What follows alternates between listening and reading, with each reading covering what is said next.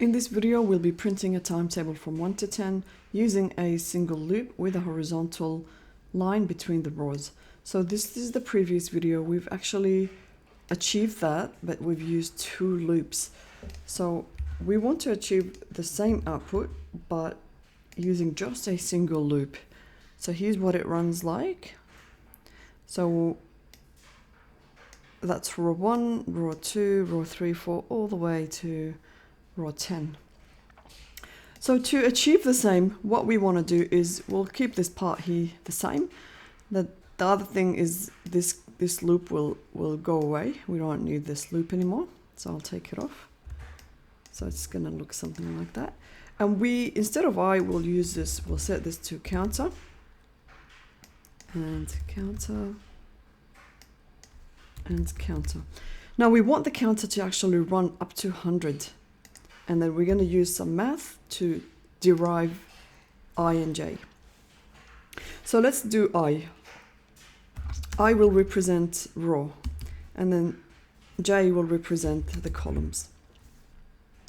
So for the I, let's declare I, integer I is equal to, we want to shift the numbering back to 0 as we would with arrays. So we'll minus counter by 1. And then we want to divide by, we will divide by 10, so that's going to result in an integer division.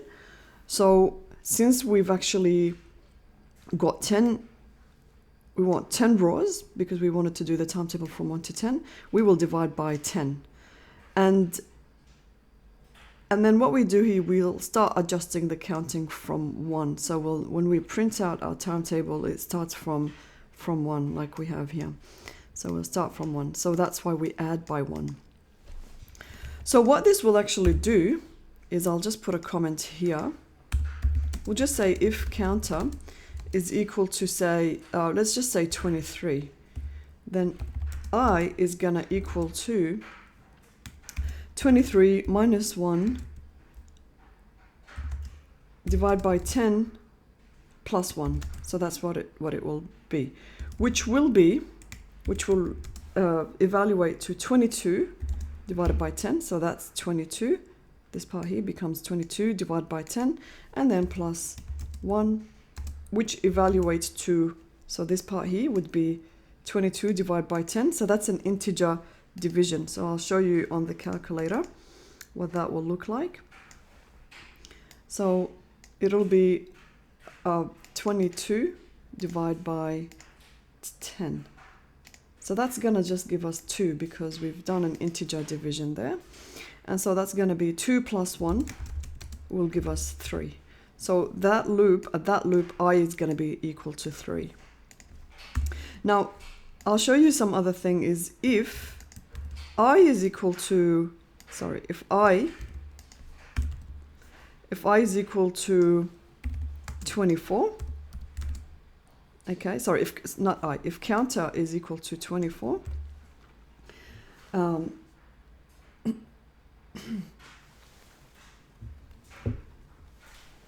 so if I is equal to 24, sorry, counter is equal to 24, then I is going to still be 3. And if counter is equal to 25, I is still going to be 3. So at the first round, I is always going to be equal to 3 because any of these integer divisions. So I'll bring back the calculator. So 23 divided by 10 is still 2. So 2 plus 1 is equal to 3.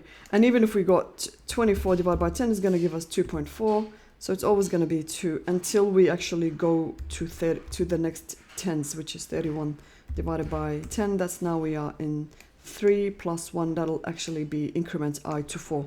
So in each row, I is 1, like this row, for example. I is equal to 3 10 times, like here. But what will be different is J. J we want to run from 1 to 2 to 3 to 4 to 5 to 6 and so on. Okay, I hope this made sense. Let's move to the next one. Let's move to the column. Now integer j. Now we want j to actually increment by 1 at each round. So in this case, it's going to be very similar to what we did for I, but instead we're going to do modulus by 10. And so that remainder division will actually give us that additional 1. So how this works is if counter is equal to 23, then j is equal to 23 minus 1. So again, here we are shifting back to that 1. And then modulus 10 plus 1, which equates to 22 modulus 10. 2 modulus 10 plus 1, which with the remainder of this division is actually 2. So 2 plus 1, which is equal to 3. And similarly, if counter is equal to, sorry, I can't type, to 24, then j is equal to 4. If counter is equal to 25, then j is 26. Oh, sorry, what am I doing? 4, not 24. So yeah, if counter is 24, then yeah, that's correct. J is 4. If counter is 25, then j is 5, and so on. Because what it's going to be like, 24 will give us a remainder of, so what am I doing? Well, yeah, so it'll be, let me just do it this way. Yeah, it'll be 24 minus 1, which will be 23, with the modulus by 10 gives us 3 plus 1, it'll be 4. So for that loop, for that second, for j, it's gonna run also 10 times, but each one it'll be like 1, 2, 3, 4, 5, 6. And then depending on what I is, we still multiply I by j. I hope this made sense. Now we print the result, but this part needs to change, is when do we close off the row? So if j is equal to 10, we close off the row.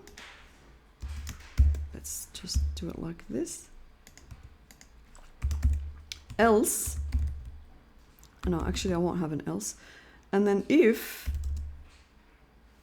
while we're here, I'll have another loop, another if condition, to decide when we'll print out that horizontal line. If I is less than or equal to 10, that's when we print out that horizontal line.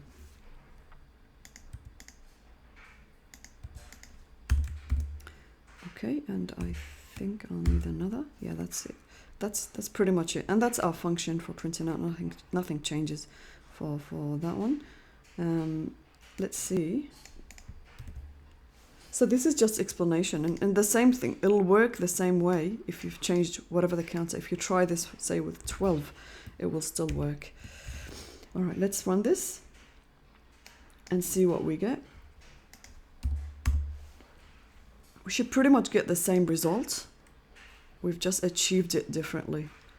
Same result, but achieved it differently. So this is I. The first time I is going to run 10 times as 1. J is going to run 10 times as 1, 2, 3, 4, 5, 6, 7, 8. And anything multiplied by 1 is the same as whatever it is. And the second row, I is going to run as 2. The third row, from counter 30 to 40, I is going to be 3. From counter 40 to 50, I is 4. And from 50 to 59 or 60, 59, I is going to be 5. From 60 to 69, I is going to be 6, and so on. And then J is always being 1, 2, 3, 4, 5, 6 to 10. I hope this video has helped you, and I'll see you in the future ones. Thank you so much. See you soon.